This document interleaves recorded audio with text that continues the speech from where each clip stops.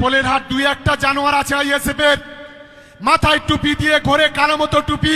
ওই জানোয়ারকে সাবধান করে দিচ্ছি, এরপরে যদি আমাদের কোনো মিটিং এ যদি বাদরামো করো, মাটির ভেতর পুঁতে ফেলে দেব।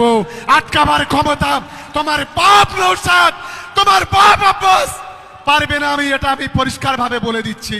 আর নৌসাদের বলি, আমাদের একদিন যদি তোর দলের কর্মীরা কোন রকম নোংরামি করেছে আমাদের গাড়ি ঘিরে, তোর ক্ষমতা নেই ভাঁড়ের মাটিতে ঢোকার। আজকের প্রকাশ্যে সবাই চ্যালেঞ্জ করে আজকে বলে দিচ্ছি। আমি সরকার সাহেবকে তো দুর্যোগকারী বলে করতে পারি না। একটা প্রবাদ বাক্য আছে, কুকুর যদি মানুষকে কামড়ায়, মানুষ কুকুরকে কামড়াবে। চোরকে যদি চোর বলে অসুবিধা কোথায়?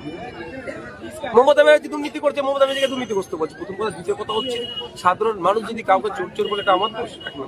দ্বিতীয় কথা হচ্ছে, আমি এসব হুমকি চুমকি ডেডলাইনে ভয় খাই না। আমি শওকত মোল্লাকে কিছুই মনে করি না। আমার লড়াই মমতা ব্যানার্জির বিরুদ্ধে। চুনোপুটি কি করে? শওকত মোল্লার মতো নেতা তৃণমূলে 500-700 আছে। যখন যাকে দরকার লাগলে তুলে তখন ভরসা করতো। যখন দরকার লেগেছে আরাবুল ইসলামকে তুলেছিল, আরাবুল ইসলামের দরকার নিয়ে বসিয়ে দিয়েছে। সরকার সাহেবকে তুলে, সরকার সাহেবের যখন দরকার লাগবে না বসিয়ে দেবে। এদের মধ্যে এদের শাহজাহান শেখের মতো যে সাম্রাজ্যের মালিক রাজা সুলতান থাকতো, সে এখন জেলের ভাত খাচ্ছে। একটু ভেবে চোখে চলা উচিত।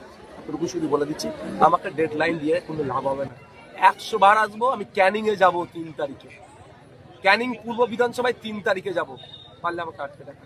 আমি এটা শুনছি, সাংবাদিক বন্ধু বললেন আমাকে একটু আগে, আমি দেখছি কথা বলে প্রয়োজনীয় অভিযোগ দায়ের করবো। কারণ ইতিপূর্বে তিনি সরকার সাহেব স্টেজ থেকে সাংবাদিকদেরকে পিটানোর নিদান দিয়েছিল। আর গত পরশু দিনকে আমরা দেখলাম এক সাংবাদিকের উপরে প্রাণঘাতী হামলা চালিয়েছে।